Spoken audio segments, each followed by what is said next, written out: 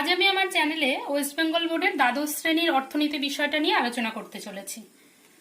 বর্তমানে করোনা পরিস্থিতিতে স্কুল তো বন্ধ, এমনকি করোনা পরিস্থিতি এতটাই খারাপ যে তোমরা হয়তো চাইলেও টিউশন সাপোর্টটা নিতে পারছো না। তাই আমার এই ছোট্ট প্রচেষ্টা যাতে তোমাদের কিছুটা হলেও উপকারে আসে। তো আজকে আমরা প্রথম চ্যাপ্টারটা দিয়েই শুরু করছি।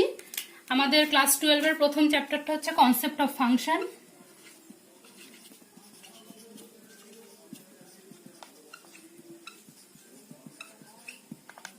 Curve and straight line.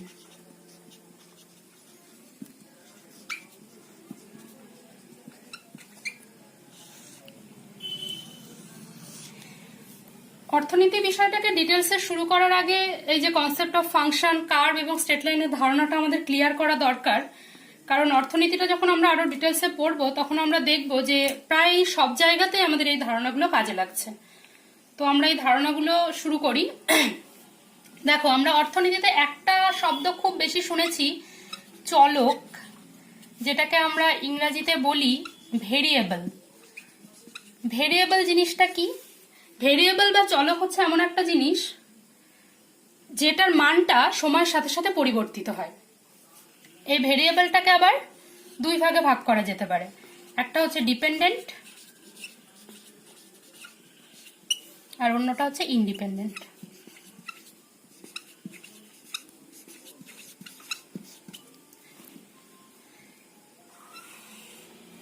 Dependent বা কারোর উপর নির্ভরশীল চলক বলতে আমরা কি বুঝি? ডিপেন্ডেন্ট বা নির্ভরশীল কথাটা থেকে বোঝা যাচ্ছে যে ডিপেন্ডেন্ট ভেরিয়েবল বা নির্ভরশীল চলকটার মান অন্য কোনো ভেরিয়েবলের মানের উপর নির্ভর করে। পাশাপাশি ইন্ডিপেন্ডেন্ট বা স্বাধীন থেকে আমরা কি বুঝতে পারছি যে ইন্ডিপেন্ডেন্ট ভেরিয়েবল বা স্বাধীন চলকের মান অন্য কোনো ভেরিয়েবলের উপর নির্ভর করে না। চলো এটাকে আমরা বাস্তব এক্সাম্পল দিয়ে দেখি এবং সেখান থেকে আমরা কনসেপ্ট অফ ফাংশন বা আমরা ফাংশনের ধারণা বা অপেক্ষকের ধারণাতে আসব। ধরো আমি একটা ভেরিয়েবল নিলাম ওয়াই, যেটা হচ্ছে কোনো বস্তুর চাহিদা। আমরা আর একটা ভেরিয়েবল নিলাম এক্স, এটা হচ্ছে সেই বস্তুর দাম।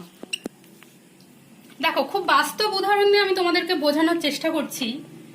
ধরো আমি বাজারে গেলাম মাংস কিনতে গেলাম, তো মাংসের ধরো প্রতি কেজি হচ্ছে 300 টাকা।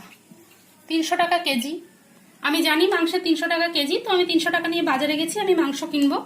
এবার আমি বাজারে গিয়ে দেখলাম যে মাংসের কেজি 150 টাকা হয়ে গেছে। তাহলে এবার তোমাদের স্বাভাবিক ধারণা থেকেই বলো যে দামটা 300 থেকে কমে 150 হয়ে গেছে। তাহলে আমার চাহিদাটা বাড়বে, আমি বেশি মাংস কিনবো নাকি আমি কম মাংস কিনবো? খুব স্বাভাবিকভাবে যখন আমরা দেখবো যে দামটা কমে গেছে তখন আমরা বেশি মাংস কিনবো। তার মানে এই যে চাহিদা ওয়াইটা, সেটা কিসের উপর নির্ভর করলো? এক্স এর উপর। এক্স দাম, তাহলে মাংসের দাম কত হবে তার উপর ডিপেন্ড করলো যে আমি কতটা পরিমাণ মাংস কিনবো। তাহলে দেখো, আমরা যে ভেরিয়েবলে যেটা বলছিলাম ডিপেন্ডেন্ট আর ইন্ডিপেন্ডেন্ট, দেখো এক্সটা কিন্তু কারোর উপর নির্ভরশীল নয়। এক্সটা একা একাই দামটা চেঞ্জ হয়েছে। করোনা পরিস্থিতিতে হয়তো মুরগির সাপ্লাই ছিল না, তখন দাম 300 হয়ে গেছে, এখন হয়তো সাপ্লাই বেড়েছে তো 150 হয়ে গেছে। তাহলে দেখো, এটা কিন্তু সেই অর্থে এখানে কারোর উপর নির্ভরশীল নয়, দামটা কমেছে। কিন্তু দেখো এক্স ওয়াইটা এক্স এর মানের উপর নির্ভরশীল। এক্স এর মান কমলো বলেই, দামটা 300 থেকে 150 হলো বলেই কিন্তু আমি ওয়াই এর পরিমাণটা বাড়লো। তাহলে এখান থেকে আমরা দেখতে পাচ্ছি, দেখো এক্সটা কিন্তু ইন্ডিপেন্ডেন্ট ভেরিয়েবল বা স্বাধীন চলক, আর ওয়াইটা হচ্ছে ডিপেন্ডেন্ট ভেরিয়েবল বা নির্ভরশীল চলক। বোঝাতে পারলাম? আর এই যে ফাংশন, আমি এখানে ফাংশন হিসাবে লিখেছি Y is a function of X, মানে ওয়াই এর মানটা এক্স এর উপর নির্ভর করে। এই যে ফাংশন অফ এক্স, এটাকেই আমরা বলছি কনসেপ্ট অফ ফাংশন বা অপেক্ষকের ধারণা। বোঝা গেল? এবার আমরা এটা অন্যভাবেও লিখতে পারি, অন্য যে কোনো ফাংশনই হতে পারে।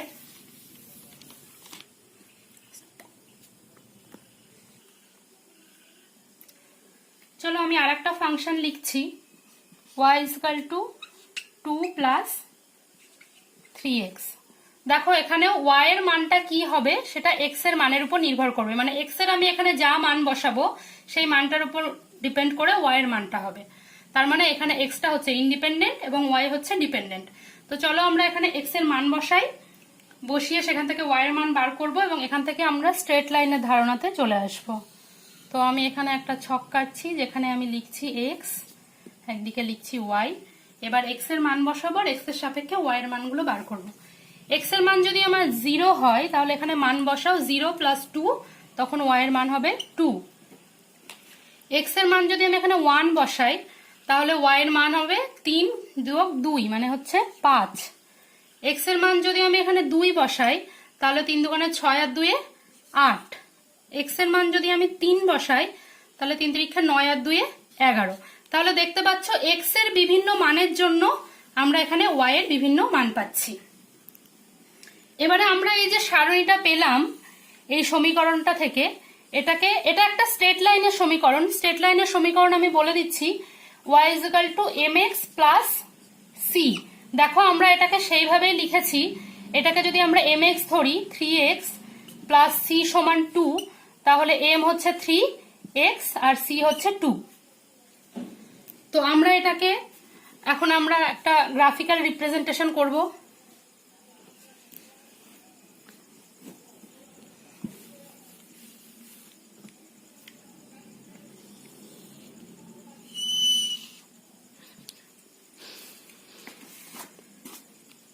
এদিকে আমরা এক্সটা ধরলাম, এদিকে আমরা ওয়াইটা ধরছি। তাহলে দেখো এক্স এর মান যখন 0 ছিল তখন ওয়াই এর মান হচ্ছে 2। এবারে এক্স এর মান যখন 1 হবে, এক্স এর মান যখন 1 তখন ওয়াই এর মান কত? তখন ওয়াই এর মান হচ্ছে 5।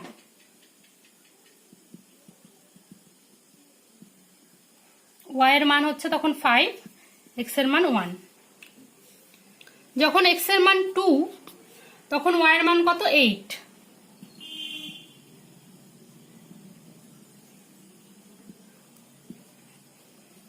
এক্স এর মান যখন 3 তখন ওয়াই এর মান কত? 11। তাহলে এই যে দেখো এই এক্স আর ওয়াই এর কম্বিনেশনে আমরা কিছু বিন্দু পেলাম। যখন এক্স এর মান 0 ছিল তখন ওয়াই ছিল 2, তারপর যখন 1 হলো তখন 5, যখন 2 হলো তখন 8, যখন 3 হলো তখন 11। তাহলে এই যে দেখো আমরা কতগুলো বিন্দু পেলাম, এই বিন্দুগুলোকে যদি আমরা পরস্পর যুক্ত করি তাহলে দেখো আমরা একটা সরলরেখা পাচ্ছি। এবং সরলরেখাটা তোমরা দেখতেই পাচ্ছ, সরলরেখাটা হচ্ছে একটা ঊর্ধ্বগামী সরলরেখা, আপওয়ার্ড স্লোপিং, মানে সরলরেখাটা আস্তে আস্তে উপরের দিকে উঠে যাচ্ছে। আর দেখো আমরা সমীকরণটা প্রথমেই নিয়েছিলাম y = 2 + 3x, যেটা আমি বলেছি এটা একটা সরল রেখার সমীকরণ mx + c। এই c টা কোনটা? এই যে উল্লম্ব ছেদকটা, যেটা কনস্ট্যান্ট। তার মানে এটা যদি আমি ও দিই, এখানে একটা নাম দিই, তাহলে এই c = হচ্ছে ওই, বা তার মানটা এখানে আমরা 2 ধরেছি। তাহলে বুঝতেই পারছো যে এই সমীকরণ থেকে x এর মান বসিয়ে সেখান থেকে y এর মানগুলো বার করার পর যখন আমরা ওটাকে গ্রাফে বসাচ্ছি তখন আমরা এরকম একটা ঊর্ধ্বগামী সরলরেখা পাচ্ছি। এবার আমরা এই ঊর্ধ্বগামী সরলরেখাটা স্লোপ নির্ণয় করব।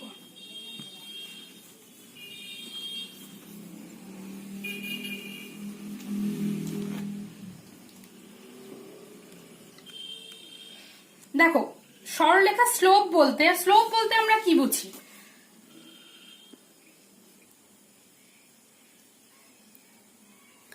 ঢাল বলতে আমরা বুঝি, দেখো সমীকরণটা আমি আরেকবার লিখছি। ঢাল বলতে আমরা বুঝি স্বাধীন চলকের 1 একক পরিবর্তনের ফলে নির্ভরশীল চলকটার যতটা পরিবর্তন হয় তার অনুপাতকে আমরা বলি ঢাল। যেমন ধরো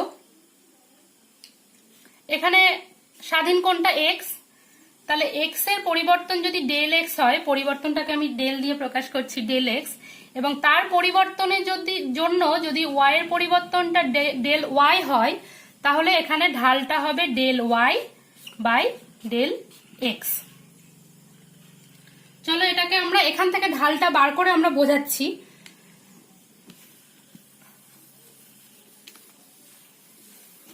দেখো ইনিশিয়ালি x এর এখানে মান ছিল কত? 0।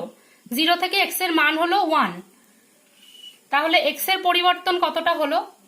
আমি ওটা লিখছি আর একবার, ∇y/∇x। দেখো ∇x বলতে x এর পরিবর্তন, তাহলে ইনিশিয়ালি ছিল 0, 0 থেকে পরিবর্তন হলো 1, তার মানে কতটা পরিবর্তন হলো? পরিবর্তনটা হলো 1 ইউনিট। তার জন্য y এর কতটা পরিবর্তন হয়েছে? y এর পরিবর্তন হয়েছে 2 থেকে, 0 তে ছিল 2, 2 থেকে 5, তার মানে পরিবর্তন 5 বিয়োগ 2 সমান সমান 3। তাহলে এখানে ঢালটা কি হলো 3। সেরকম ভাবে যদি আমি পরের ইউনিটেও আসি, দেখো এখান থেকে যখন আমি এখানে যাচ্ছি পরিবর্তন কতটা 1, কিন্তু তার ফলে y এর পরিবর্তন 5 থেকে 8 হয়েছে, মানে 8 বিয়োগ 5 3। পরেরটাও যদি দেখি, এখানে দেখো 1 ইউনিট পরিবর্তন, কিন্তু এখানে 11 থেকে 8 বিয়োগ দিলে 3, মানে প্রত্যেকটা ক্ষেত্রেই del Y by del X সমান সমান হচ্ছে 3। অর্থাৎ এই সরলরেখাটার ঢাল হচ্ছে এখানে 3, এবং আমরা এটা দেখতে পাচ্ছি প্রত্যেকটা ক্ষেত্রেই ঢালটা ফিক্সড এবং সেটা ধনাত্মক, পজিটিভ এবং সেটা ধনাত্মক। তার মানে সরলরেখাটা হচ্ছে একটা ঊর্ধ্বগামী সরলরেখা। সুতরাং আমরা বলতেই পারি কোনো সরলরেখার ঢাল বা কোনো রেখার ঢাল যদি আমরা ফিক্সড পাই, সেটা যদি ফিক্সড হয় এবং সেটা যদি ধনাত্মক হয়, তাহলে আমরা বলতে পারি যে সরলরেখাটা ঊর্ধ্বগামী সরলরেখা। এবারে আমরা আরেকটা সরলরেখা, আমরা আরেকটা ফাংশন নেব এবং সেটা সম্পর্কে আমরা আলোচনা করব।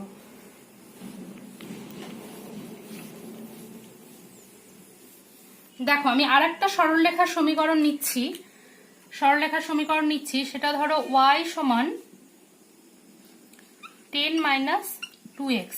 দেখো আমরা এটাও সরলরেখা সমীকরণ নিয়েছি। যদি আমরা সোজাভাবে লিখতাম y = mx + c ভাবেই যদি আমরা লিখতাম, মানে এখানে c এর মান তো 10, দেখো -2, তার মানে m এর মান হচ্ছে -2, আর x তো আছে ইন্ডিপেন্ডেন্ট ভেরিয়েবল, আর c এর মান হচ্ছে 10।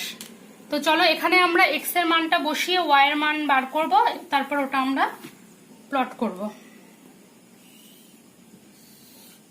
এদিকে x লিখলাম, এদিকে y। x এর মান যদি আমি 0 বসাই, তাহলে y এর মান কত হবে? y এর মান হবে 10। x এর মান যদি 0 বসাই, y এর মান হবে 10।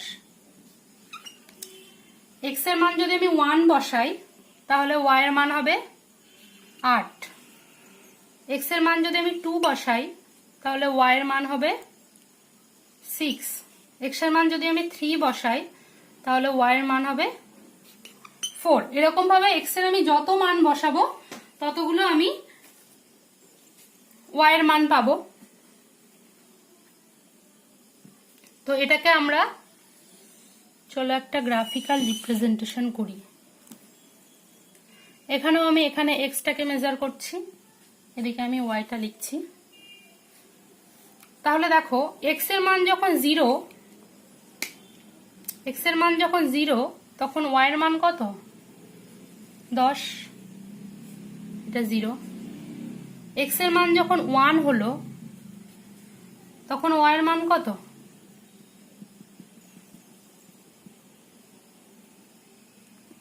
8।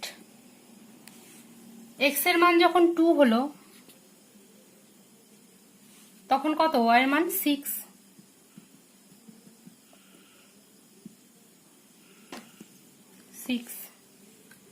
x এর মান যখন 3 হলো, তখন y এর মান কত? 4।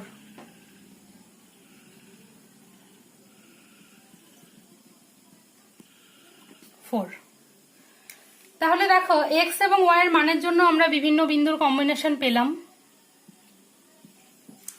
এবার এই বিন্দুগুলোকে যদি আমরা একটা রেখা দ্বারা যোগ করি, তাহলে দেখো আমরা একটা কি পেলাম? এটা একটা সরলরেখা পেলাম। এবং দেখতে পাচ্ছি সরলরেখাটা কি? নিম্নগামী, তার মানে ডাউনওয়ার্ড স্লোপিং সরলরেখা বা ডাউনওয়ার্ড স্লোপিং স্ট্রেট লাইন আমরা পেয়েছি। তাহলে দেখো এখান থেকে আমরা একটা জিনিস বলতে পারছি, আগের সমীকরণটা আমরা ধরেছিলাম y = 2 + 3x, মানে x এর যে সহগ m টা সেটা ছিল পজিটিভ। এখানে আমরা যেটা ধরেছি x এর যে সহগ সেটা হচ্ছে m টা নেগেটিভ ধরেছি। তো এই যে সহগটা mটাই হচ্ছে সরলরেখাটার ঢাল। তো চলো আমরা দেখো এখান থেকে আমরা এটা ঢাল বার করব এবং এটা আমাদের নেগেটিভই আসবে। তার মানে এটা ডাউনওয়ার্ড স্লোপিং স্ট্রেট লাইন বা নিম্নগামী সরলরেখা। দেখো এটা নেগেটিভই আসবে এবং ফিক্সড 2ই আসবে। চলো আমরা এটাকে বার করি।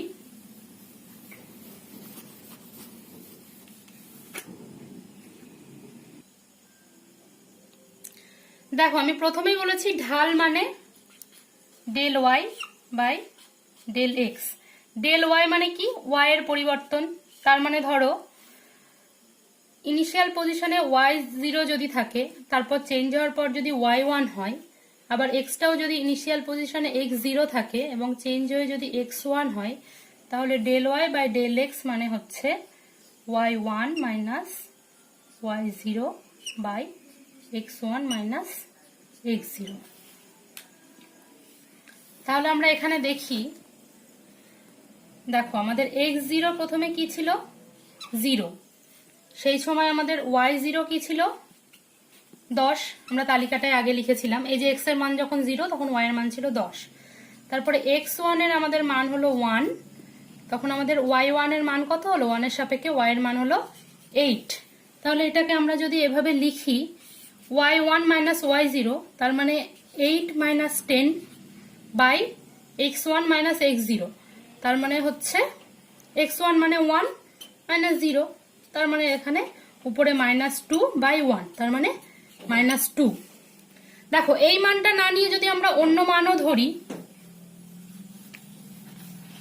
আমি এখান থেকে ইনিশিয়াল ধরা শুরু করলাম যে x0 এর ইনিশিয়াল মান হচ্ছে 2, সেটা চেঞ্জ হয়ে, আর তখন y0 ছিল হচ্ছে 2 এর সাপেক্ষে y0 6, তারপরে x1 এর মান হয়ে গেল 3, তখন y1 এর মান হলো 4। তাহলে এবার আমরা বসাই y1 মাইনাস y0 মানে হচ্ছে 4 মাইনাস 6, আর x1 মাইনাস x0 মানে হচ্ছে 3 মাইনাস 2। তাহলেও দেখো উপরে -2 আর নিচে 1 সমান সমান -2। তার মানে প্রতি ক্ষেত্রে যদি আমরা স্লোপটা বার করি, প্রত্যেকটা ক্ষেত্রে প্রত্যেকটা চেঞ্জের পরই, তখন আমি সব সময় দেখব যেটা কনস্ট্যান্ট আসছে -2 এবং এর চিহ্নটা হচ্ছে ঋণাত্মক বা এটা নেগেটিভলি সাইড। তার মানে এখান থেকে আমরা বুঝতে পারছি যে যখন কোনো রেখার ক্ষেত্রে আমরা তার ঢালটা কনস্ট্যান্ট পাবো এবং সেটা নেগেটিভলি স্লোপড হবে, মানে নেগেটিভ পাবো তার মানটা, তার মানে সেই সরলরেখাটা ডাউনওয়ার্ড স্লোপিং বা নিম্নগামী সরলরেখা হবে। বুঝতে পেরেছ?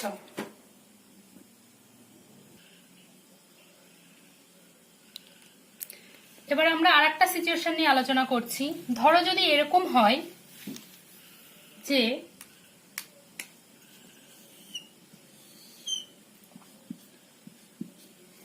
x এর মান যাই হোক না কেন, y এর মান কোনো রকম ভাবে চেঞ্জ হবে না। মানে x যখন 0, y তখন দেখা গেল 10, x এর মান 1 হলেও 10, x এর মান 2 হলেও 10, x এর মান যদি 3 হয় তাও 10, x এর মান দেখা গেল 100 হয়ে গেল তাও y এর মান 10 থাকছে। তার মানে এখানে কি দেখা যাচ্ছে, x এর মান যাই চেঞ্জ হোক না কেন সেটা y এর মানটাকে কোনো রকম ভাবে কোনো এফেক্ট করতে পারছে না। সেই ক্ষেত্রে আমাদের কার্ভটা কেমন হবে? প্রতিবারের মতোই আমরা এদিকে x মেজার করলাম, এদিকে y। দেখো x এর মান যখন 0 তখন y এর মান 10, x এর মান যখন 1 তখনও y এর মান 10, x এর মান যখন 2 তখনও y এর মান 10, আবার যখন 3 তখনও y এর মান 10। এরকম ভাবে যাই x এর মান হোক না কেন y এর মানটা ফিক্স থাকবে। তাহলে দেখো x এর সব মানের জন্য যখন y এর মান ফিক্সড পাবো, তখন দেখো আমরা সরলরেখাটা কিরকম পাচ্ছি, এইরকম অনুভূমিক অক্ষের সঙ্গে সমান্তরাল পাচ্ছি। তার মানে কি, আমাদের সরলরেখার যে সমীকরণটা ছিল, এই জিনিসটা y এর মানটাকে কোনো রকম ভাবেই চেঞ্জ করতে পারছে না এবং y এর মানটা ফিক্সড রয়েছে। তার মানে ব্যাপারটা কি হয়েছে, y সমান c আছে, cটা ফিক্সড, কিন্তু এই জিনিসটা কখন yটাকে কোনো রকম ভাবে এফেক্ট করতে পারবে না, কারণ y = mx + c যদি হয় আর x এর মান বসালেই তো এখানে y এর মানটা চেঞ্জ হবে, কিন্তু কোন সিচুয়েশনে এখানে x এর মানটা y এর মানটাকে কোনোভাবে এফেক্ট করতে পারবে না এবং y সমান c হবে। x এর তো মান আছে, x এর তো 1 2 3 4 করে আমরা মান বসাচ্ছি, তাহলে x এর জন্য তো y টার কোনো এফেক্ট হচ্ছে না, এরকম তো হচ্ছে না। তাহলে একমাত্র যদি এখানে m এর মানটা 0 হয় তাহলেই দেখো এই জিনিসটা পুরো 0 হয়ে যাবে, তখন y সমান c হবে আর আমাদের সরলরেখাটা এই অক্ষটার সঙ্গে সমান্তরাল হবে। আর আমরা আগেই বলেছি এই mটা হচ্ছে সরলরেখার ঢাল। তার মানে এরকম একটা সরলরেখা যেটা অনুভূমিক অক্ষের সঙ্গে সমান্তরাল, সেরকম সরলরেখার ঢাল কত হবে, 0। এটাকে আমরা এভাবেও বলতে পারি, আমরা যেভাবে এতক্ষণ ধরে ঢালটা বার করছিলাম, যে del Y by del X. Del Y মানে আমরা বলছিলাম y1 minus y0, del X মানে হচ্ছে x1 মাইনাস x0। y1 কি, y এর কোনো চেঞ্জ হয়েছে? y এর তো কোনো চেঞ্জই হয়নি, তার মানে y1 ও যেটা, y0 সেটা, আর নিচে x এর মানের চেঞ্জ হয়েছে, 1 থেকে 0ই হলো, 0 থেকে 1 যাই হোক, তাহলে এখানে 0 বাই 1, তার মানে এটা কি হলো 0। এরকম ভাবে আমরা প্রত্যেকটা ইউনিটের মান বসিয়ে দেখতে পারি যে সবসময় এই মানটা 0ই আসবে। তার মানে কোনো সরলরেখা যদি অনুভূমিক অক্ষের সঙ্গে সমান্তরাল হয় তাহলে তার ঢালটা হবে 0। চলো আমরা আরেকটা কন্ডিশন দেখব।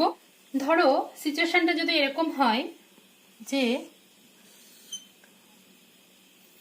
y এর পরিবর্তন হলেও x এর মানটা স্থির থাকছে, বা আমরা যদি উল্টো ভাবেও বলি যে x এর মানটা স্থির থাকলেও y এর মানটা পরিবর্তন হচ্ছে, তাহলে দেখো ব্যাপারটা কিরকম হচ্ছে।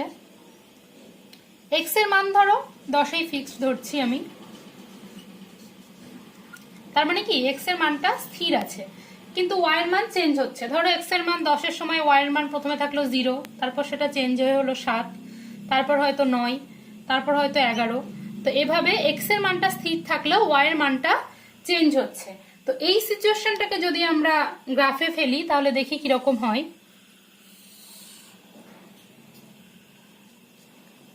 x এর মান আমরা কততে স্থির বলেছি? x এর মান আমাদের স্থির হচ্ছে 10-এ। তাহলে x এর মান যখন 10-এ স্থির, x এর মান 10 এর জন্য আমার y এর মান কত? 0। আবার যখন y এর মান 7 হচ্ছে, ধরো y এর মান 7 যদি ধরি, তখন x এর মান তো আমার ফিক্সড, x এর মান তো আমার চেঞ্জ হচ্ছে না। y এর মান যখন 9 হবে তখনও আমার x এর মান 10ই থাকবে, x এর মান চেঞ্জ হবে না। আবার y এর মান যখন আমার 11 হবে তখনও আমার x এর মানটা চেঞ্জ হবে না, x এর মানটা সেই 10ই থাকবে। তাহলে দেখো আমরা এই যে বিন্দুগুলোকে পাচ্ছি, এই বিন্দুগুলোকে যদি আমরা রেখা দিয়ে যোগ করি তাহলে দেখো আমরা কি ধরনের রেখা পাচ্ছি। আমরা একটা সরলরেখা পাচ্ছি, এবং সরলরেখাটা কিরকম? y অক্ষের সঙ্গে বা উল্লম্ব অক্ষের সঙ্গে সমান্তরাল সরলরেখা।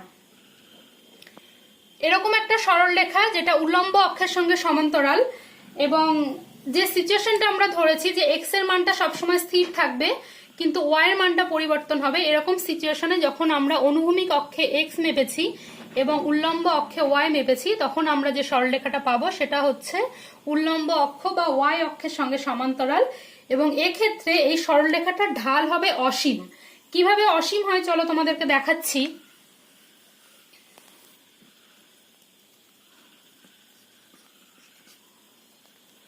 Del Y by del X, এটা আগেও অনেকবার বলেছি।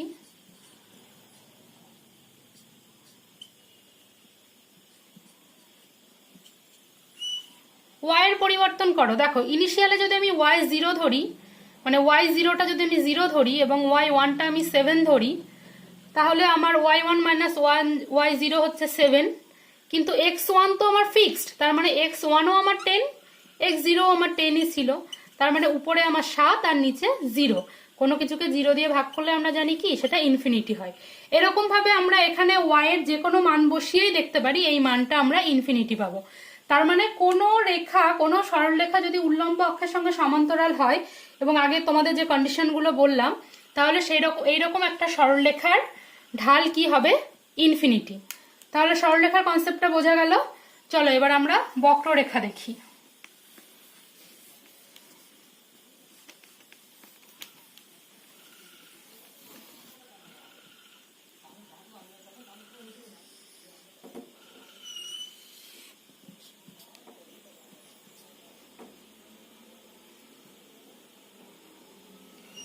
ধরো এরকম একটা বক্ররেখা নিলাম, এ বি, আমি একটা বক্ররেখা নিলাম। এবার এই বক্ররেখাটার আমরা সরলরেখার ক্ষেত্রে যেটা দেখেছিলাম যে সেটা আপওয়ার্ড স্লোপিং সরলরেখাই হোক বা ডাউনওয়ার্ড স্লোপিং সরলরেখা, মানে ঊর্ধ্বগামী সরলরেখাই হোক বা নিম্নগামী সরলরেখাই হোক, সেটার স্লোপটা বা ঢালটা কিন্তু ফিক্সড ছিল। যেটা ঊর্ধ্বগামী সরলরেখা ছিল সেক্ষেত্রে ছিল পজিটিভ, এবং যেটা নিম্নগামী সরলরেখা ছিল সেক্ষেত্রে নেগেটিভ, কিন্তু স্লোপটা ছিল ফিক্সড। কিন্তু একটা বক্ররেখার ক্ষেত্রে কখনোই তার স্লোপটা ফিক্সড হয় না। প্রত্যেকটা বিন্দুতে, একটা বক্ররেখার প্রত্যেকটা বিন্দুতে তার স্লোপটা আলাদা আলাদা হয়। তো তো ধরো আমি যে এখানে যে এ বি বক্ররেখাটা নিয়েছি, এখানে আমি এ বি যে বক্ররেখাটা নিয়েছি, তার মনে করো আমি এখানে একটা বিন্দু আছে ই বিন্দুতে আমি স্লোপ নির্ণয় করব। তাহলে একটা বক্ররেখার ই বিন্দুতে স্লোপ নির্ণয় করতে গেলে আমি কি করব, ই বিন্দুতে আমি একটা ট্যানজেন্ট বা স্পর্শক টানবো। তাহলে ই বিন্দুতে আমি একটা স্পর্শক টানি, ই বিন্দুতে ধরো আমি একটা স্পর্শক টানলাম। এই স্পর্শকটা দেখো এক্স অক্ষকে কোথায় ছেদ করলো, এক্স অক্ষকে ছেদ করলাম ধরো এম বিন্দুতে। এখান থেকে আমি একটা টানছি, ইটা এখান থেকে এন বিন্দুতে ছেদ করলো। তাহলে এ বি বক্ররেখার ই বিন্দুতে কি ঢাল হবে, এখানে স্লোপটা হবে ইএন বাই এম এন। বোঝা গেল? এবার দেখো একটা বক্ররেখা বরাবর আমি উপর দিকে উঠলে বা আমি নিচের দিকে নামলে স্লোপটার কিভাবে চেঞ্জ হবে, স্লোপ বেশি হবে না কম হবে, চলো আমরা সেটা দেখি।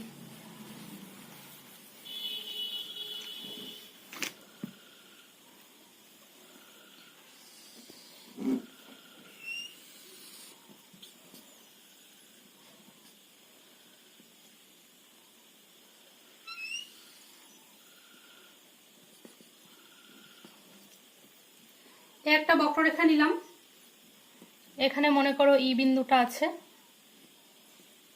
এখানে মনে করো এফ বিন্দুটা আছে। তাহলে আমরা এই দুটো বিন্দুতেই আমরা স্লোপটা নির্ণয় করব বা ঢালটা নির্ণয় করব। তারপর দেখব যে এই বক্ররেখাটা বরাবর উপর দিকে গেলে ঢালটা বেশি হচ্ছে না কম হচ্ছে, কিরকম ভাবে ঢালটা চেঞ্জ হচ্ছে সেটা দেখব। আমি আগেই বললাম যে বক্ররেখার ঢাল নির্ণয় করতে গেলে আমরা কি করব, যে বিন্দুতে ঢালটা নির্ণয় করব সেই বিন্দুতে আমরা একটা স্পর্শক টানবো। তো চলো দুটো বিন্দুতেই আমরা দুটো স্পর্শক টেনে নিই।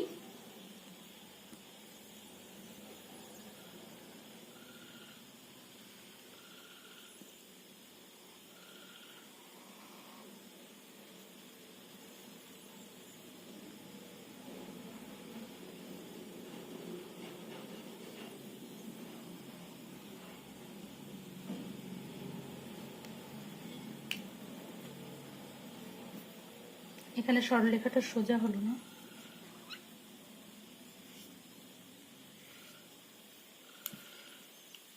তাহলে দেখো ই বিন্দুতে আমি একটা স্পর্শক টানলাম, এফ বিন্দুতে আমি একটা স্পর্শক টানলাম।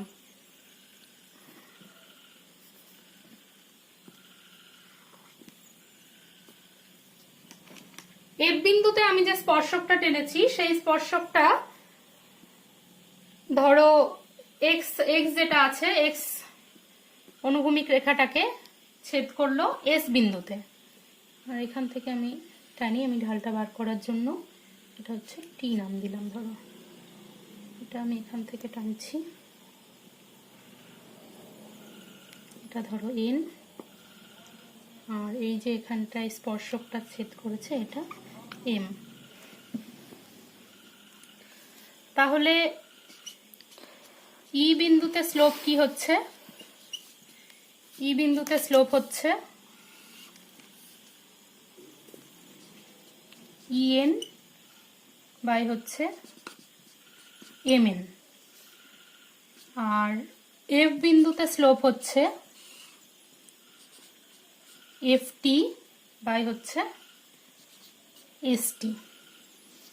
এবার দেখো এই দুটো স্লোপের সঙ্গে আমরা তুলনা করব এবং তুলনা করে দেখব যে আমরা যখন ই বিন্দু থেকে উপর দিকে এফ বিন্দুর দিকে যাচ্ছি, বা উল্টোভাবে যদি বলি এফ বিন্দু থেকে নিচের দিকে ই বিন্দুতে আসছি, তখন স্লোপটা কিভাবে চেঞ্জ হচ্ছে।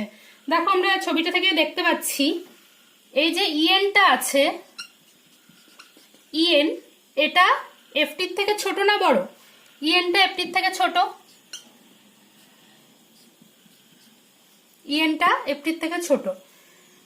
আবার এই যে এমএনটা আছে উল্টো দিকে, এমএন যেটা আছে, এমএনটা দেখো আমরা ছবিতেই দেখতে পাচ্ছি এসটির থেকে বড়। তাহলে ইএনটা ছোট কিন্তু এমএনটা বড় তুলনামূলক, তার মানে এর মানটা কি হবে, ছোট হবে। উল্টো দিকে এফটিটা দেখো ইএন এর থেকে বড়, উপরে বড় জিনিস আছে তুলনামূলক, নিচে এসটিটা ছোট আছে, তাহলে এর মানটা কি হবে, বড় হবে, সেটাই বোঝা যাচ্ছে। তার মানে এগুলো তো হচ্ছে, এটা হচ্ছে ই এর স্লোপ, এটা হচ্ছে এফ এর স্লোপ, তার মানে ই এর স্লোপটা আমরা এখান থেকে দেখতে পাচ্ছি ছোট হচ্ছে তুলনামূলকভাবে এফ এর চেয়ে। তার মানে আমরা এরকম কনক্লুশনে আসতেই পারি যে একটা বক্ররেখা বরাবর যদি আমরা কোনো বিন্দু ধরে উপর দিকে এগিয়ে যাই তাহলে তার স্লোপটা আস্তে আস্তে বাড়বে, বা উল্টোভাবেও বলতে পারি যদি উপরের কোনো বিন্দু থেকে আমরা নিচের দিকে আসি তাহলে আস্তে আস্তে তার স্লোপটা কমতে থাকবে। ঠিক আছে, তাহলে চলো আমরা আর একটা বক্ররেখা দেখে নিই।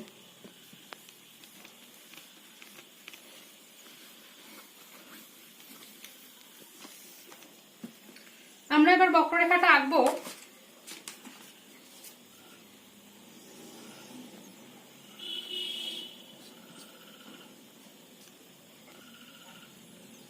এইরকম আমি একটা বক্ররেখা আঁকলাম। এটা বক্ররেখাটা দেখো, আগেরবার বক্ররেখাটা আমি এঁকেছিলাম ঊর্ধ্বগামী বক্ররেখা, এবার আমি একটা নিম্নগামী বক্ররেখা এঁকেছি।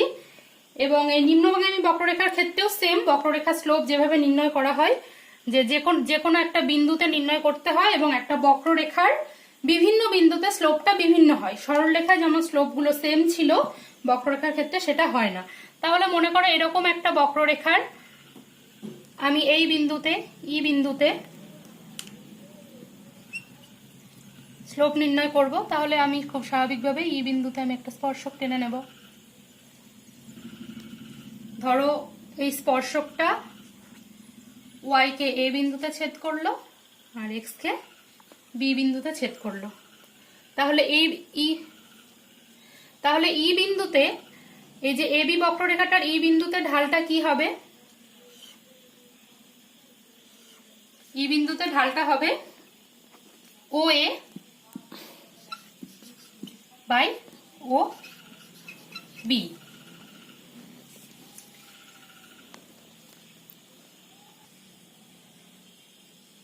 তাহলে ই বিন্দুতে আমরা স্লোপটা পেলাম ও এ বাই ও বি। এবার আমরা আর একটা বিন্দুতে স্লোপ নির্ণয় করি। ধরো ই এর নিচের দিকে এখানে এফ একটা বিন্দু নিলাম এবং সেখানে যদি আমরা স্লোপ নির্ণয় করি তাহলে আমাদেরকে কি করতে হবে? এফ বিন্দুতে আমাদেরকে একটা স্পর্শক টানতে হবে। তো এফ বিন্দুতে আমরা একটা স্পর্শক টানি।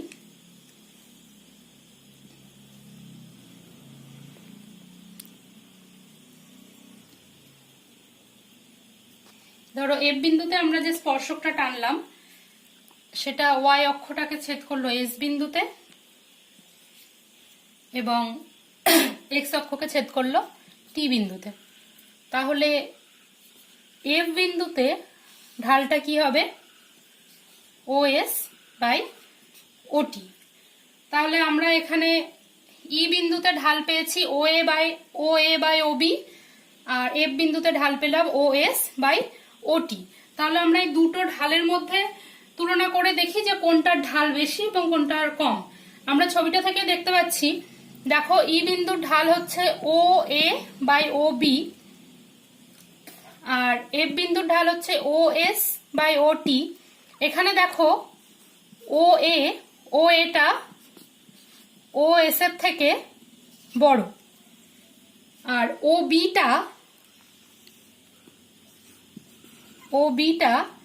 দেখো ও টি থেকে ছোট। তার মানে ও এটা বড় কিন্তু ও বিটা এটার তুলনায় ছোট, তার মানে এটার উপরে বড় নিচে ছোট, তার মানে এই জিনিসটা বড় হচ্ছে। ও এর তুলনায় ও এসটা ছোট কিন্তু সেটাকে যেটা দিয়ে ভাগ করছি সেটা তুলনামূলকভাবে ওটা থেকে বড়, তার মানে এর মানটা এটা থেকে ছোট হবে। তার মানে দেখো আমরা দেখতে পাচ্ছি, তার মানে ই এর মানটা বেরোলো বড়, এফ এর মানটা ছোট। তার মানে এখানে আমরা যদি ই বিন্দু থেকে এফ বিন্দুতে আসি তাহলে স্লোপটা আস্তে আস্তে কমে যাবে। সেরকম ভাবে যদি আমরা উল্টো ভাবে বলি যে ই থেকে যদি আমরা এফ বিন্দুতে উঠি বা উপর দিকে আস্তে আস্তে উঠি তাহলে আমাদের স্লোপটা বাড়তে থাকবে। আর এখানে আমাদের বক্ররেখাটা যেহেতু নিম্নগামী তার জন্য আমাদের রেখাটার ঢাল হবে ঋণাত্মক। তো আমরা এখানে অ্যাবসলিউট মান নিয়ে আলোচনা করেছি, আর ঢাল নির্ণয় করার সময় আমরা সবসময় অ্যাবসলিউট মান নিয়ে আলোচনা করি, কারণ ঋণাত্মক মানগুলো নিয়ে যদি আমরা আলোচনা করতে চাই, যেমন ধরো মাইনাস এমনিতে 2 থেকে আমরা কি জানি 3 2 থেকে বড়, কিন্তু যখন আমরা এটা ঋণাত্মক মান নিয়ে আলোচনা করো তখন দেখো গাণিতিকভাবে -2টা কিন্তু -3 থেকে বড় হয়ে দাঁড়ায়, তখন কিন্তু চিহ্নটা উল্টে যায়। সেজন্য আমরা এখানে অ্যাবসলিউট মান নিয়ে আলোচনা করছি। তাহলে বোঝা গেল আমরা আজকে কনসেপ্ট অফ ফাংশন, সরলরেখার বিভিন্ন ধরন এবং বক্ররেখার ঢাল নির্ণয় করা শিখলাম।